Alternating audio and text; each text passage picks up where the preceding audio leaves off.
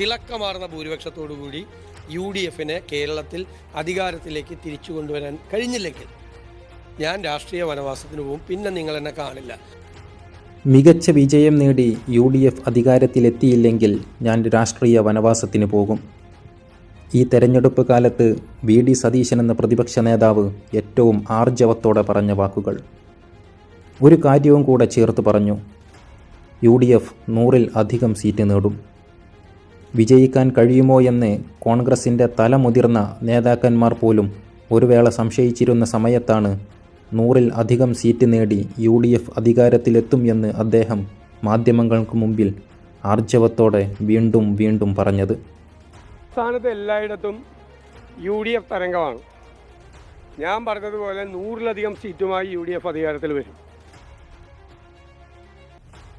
കാര്യങ്ങൾ അത്രയധികം ആഴത്തിൽ പഠിച്ച് നല്ലവണ്ണം ഗൃഹപാഠം നടത്തിയാണ് അദ്ദേഹത്തിൻ്റെ ഓരോ വാക്കുകളുമെന്ന് തെരഞ്ഞെടുപ്പ് ഫലം വന്നപ്പോൾ കേരളത്തിന് ബോധ്യമായി. 2021 നിയമസഭാ തെരഞ്ഞെടുപ്പിൽ വമ്പൻ പരാജയം ഏറ്റുവാങ്ങി കോൺഗ്രസിന് ഇനിയൊരു തിരിച്ചുവരവുണ്ടാകുമോ എന്ന് ശങ്കിച്ചു നിന്ന സമയത്താണ് പ്രതിപക്ഷ നേതാവായി VD സതീശൻ തിരഞ്ഞെടുക്കപ്പെടുന്നത്. VD സതീശനെ പ്രതിപക്ഷ നേതാവായി തിരഞ്ഞെടുത്തിരിക്കുന്നു.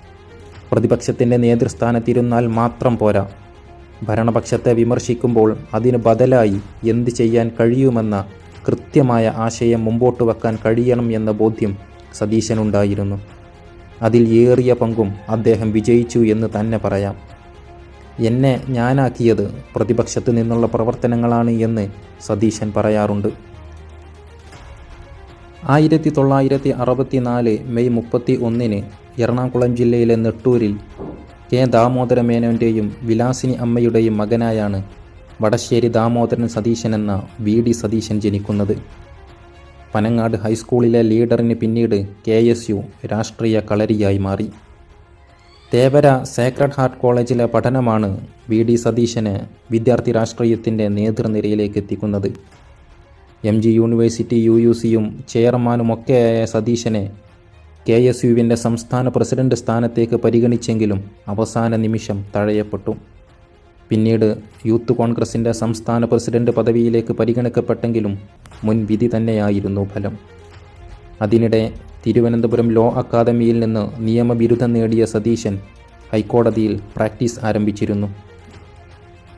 സുപ്രീം കോടതിയിൽ കോൺസ്റ്റിറ്റ്യൂഷൻ ലോയിൽ പ്രാക്ടീസ് ചെയ്യണമെന്നായിരുന്നു ആഗ്രഹമെങ്കിലും അതിനു മുമ്പ് തന്നെ അദ്ദേഹം രാഷ്ട്രീയത്തിൽ സജീവമായി. സതീശൻ NSU ദേശീയ സെക്രട്ടറി ആയിരിക്കുന്ന സമയത്താണ് 1996 നിയമസഭാ തെരഞ്ഞെടുപ്പ് നടക്കുന്നത്. AK ആൻ്റണിയുടെ പിന്തുണയോടെ ഇടതുപക്ഷത്തിൻ്റെ വളക്കൂറുള്ള മണ്ണായ പറവൂരിൽ സതീശൻ സ്ഥാനാർത്ഥിയായി. സിറ്റിംഗ് MLA ആയിരുന്ന CPIയുടെ P രാജുവായിരുന്നു LDF സ്ഥാനാർത്ഥി. കേരളം മുഴുവൻ ആഞ്ഞടിച്ച ഇടത് തരംഗത്തിലും മണ്ഡലത്തിലെ പുതുമുഖമായ സതീശൻ കരുത്തുകാട്ടി. 1116 വോട്ടുകൾക്കായിരുന്നു സതീശൻ പരാജയപ്പെട്ടത്. തോൽവിയിൽ പിന്നാക്കം പോകാതെ പറവൂർ തൻ്റെ പ്രവർത്തന മണ്ഡലമാക്കി. 2001 തെരഞ്ഞെടുപ്പിൽ പറവൂർ മണ്ഡലത്തിന് വേണ്ടി ചിലർ അവകാശമുന്നയിച്ചെങ്കിലും താൻ മണ്ഡലത്തിലുണ്ടാക്കിയ പിൻബലത്താൽ സതീശൻ സീറ്റുറപ്പിച്ചു. എതിരാളിയായി വന്ന P രാജുവിനെ 7434 വോട്ടിന് പരാജയപ്പെടുത്തി സതീശൻ നിയമസഭയിലെത്തി. AK ആൻ്റണി മുഖ്യമന്ത്രിയായി.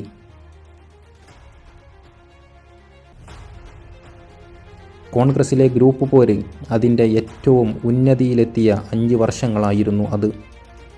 എന്നാൽ സതീശൻ ഇത്തരം വിഴുപ്പലക്കലിൻ്റെ ഭാഗമാകാതെ നിയമസഭാ നടപടികളിലും മണ്ഡലത്തിലെ പ്രവർത്തനങ്ങളിലും ശ്രദ്ധ കേന്ദ്രീകരിച്ചു. അതിൻ്റെ ഫലം അടുത്ത തെരഞ്ഞെടുപ്പിൽ കണ്ടു. UDF തകർന്നടിഞ്ഞ 2006 തെരഞ്ഞെടുപ്പിൽ ഇടതുപക്ഷത്തിന് വലിയ അടിത്തറയുള്ള പറവൂരിൽ നിന്നും ഭൂരിപക്ഷം വർദ്ധിപ്പിച്ച് സതീശൻ വീണ്ടും നിയമസഭയിലെത്തി. അടുത്ത 5 വർഷം സഭയിലെ ഏറ്റവും തിളങ്ങുന്ന മെമ്പറായി മാറിയ സതീശൻ സഭയിൽ പ്രതിപക്ഷത്തിൻ്റെ ആയുധമായി മാറി. അറിവ് കൊണ്ടും കൃത്യതയുള്ള സംസാരം കൊണ്ടും സതീശൻ ഭരണപക്ഷത്തെ നേരിട്ടു. 2011 നേരിയ ഭൂരിപക്ഷത്തിൽ അധികാരത്തിലെത്തിയ ഉമ്മൻചാണ്ടി മന്ത്രിസഭയിൽ ഒരു മന്ത്രിസ്ഥാനം പ്രതീക്ഷിച്ചിരുന്നെങ്കിലും അവസാന നിമിഷം തഴയപ്പെട്ടു. മന്ത്രിയാകണം എന്ന് ഞാൻ ആഗ്രഹിച്ചു. മന്ത്രിയാകും എന്ന് നേതൃത്വം എന്നോട് പറഞ്ഞിരുന്നു. അന്ന് വിഷമമുണ്ടായി.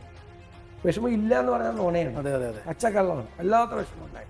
എന്തോ ഒരു ശത്രുതയോടുകൂടി നീക്കം ചെയ്ത പോലത്തെ ഒരു ഫീലിംഗ് ഉണ്ടായി കുറച്ച് ദിവസത്തെ. കപ്പിനും ചുണ്ടിനും ഇടയിൽ നഷ്ടമായ മറ്റൊരു അവസരം കൂടെ. ഉമ്മൻചാണ്ടി മന്ത്രിസഭയിൽ രമേശ് ചെന്നിത്തല ആഭ്യന്തരമന്ത്രിയായപ്പോൾ ഒഴിവ് വന്ന KPCC പ്രസിഡന്റ് സ്ഥാനത്തേക്ക് സതീശനെ പരിഗണിച്ചെങ്കിലും ജൂനിയർ ആണെന്ന കാരണമുന്നയിച്ച് അവിടെയും മാറ്റി നിർത്തി.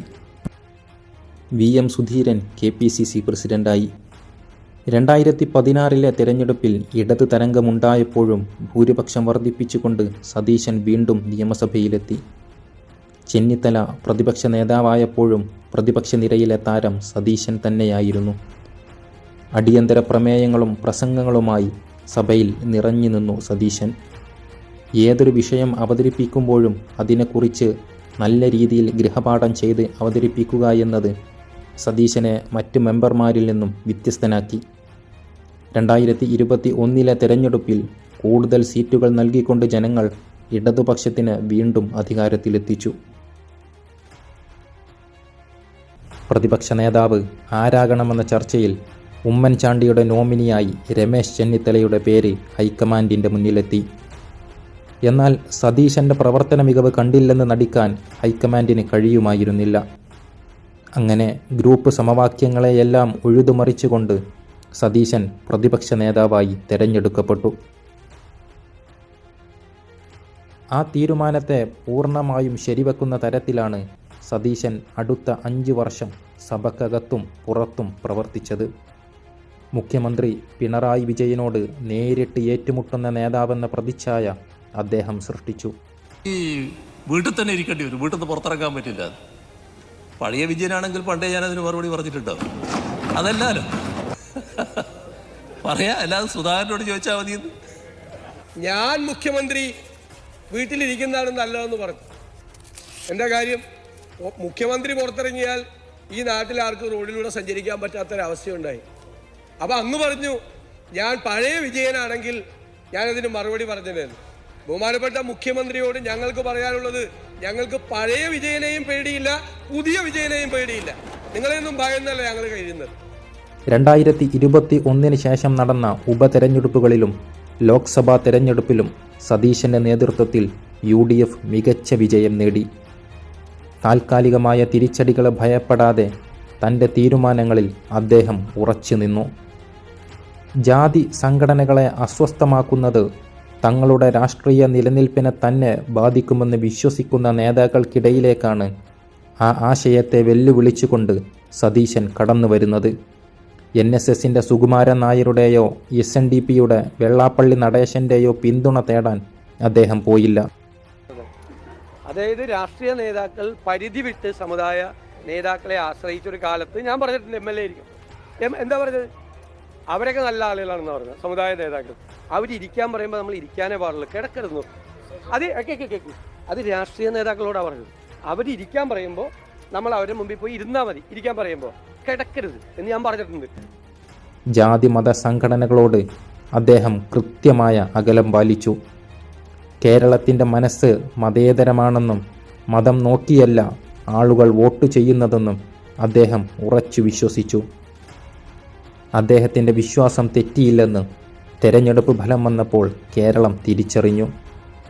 2026 തെരഞ്ഞെടുപ്പിൽ UDF മത്സരിച്ചത് ടീം UDF എന്ന ലേബലിലാണ്. കോൺഗ്രസിനകത്തെ ഗ്രൂപ്പ് പോര് മാറ്റി നിർത്തിക്കൊണ്ടും മുന്നണിയിൽ മറ്റ് പാർട്ടികളെ ചേർത്ത് നിർത്തിക്കൊണ്ടും ഒറ്റക്കെട്ടായി ടീം UDF എന്ന ഒരു ചട്ടക്കൂടിൽ നിന്ന് മത്സരിച്ചപ്പോൾ പ്രതീക്ഷക്കപ്പുറത്തുള്ള വിജയമാണ് ജനങ്ങൾ UDFന് നൽകിയത്. ടീം UDFൻ്റെ വിജയത്തിന് മുന്നിൽ നിന്ന് പട നയിച്ചതാകട്ടെ VD സതീശനും.